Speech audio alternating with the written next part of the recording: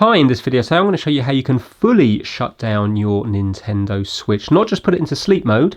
Sleep mode, you would just tap the power button, or you can hold down the home button here and you can go into sleep mode here. But to actually fully shut it down, if you're not going to be using it for a few days or a few weeks, there's no need to keep it in sleep mode because you're just going to slowly drain the battery.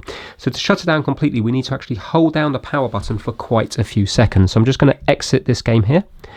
And if you watch this now, if we hold down this power button here, so I'm holding it down now, holding it down for about 4 seconds, and it will come up with this menu here, and we have something called power options. So tap that, and then we can restart or power off. If we power off, this will completely shut down the Nintendo Switch. So good idea if you're not going to be using it for a while. And that is it. It is now shut down. When you go to turn it on again, it is going to take longer because it's not in sleep mode. So if we turn it on now, you will see it will come up with a Nintendo Switch logo.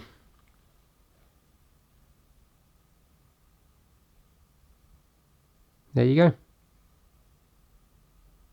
So you can see it's different than going into sleep mode, which is just that.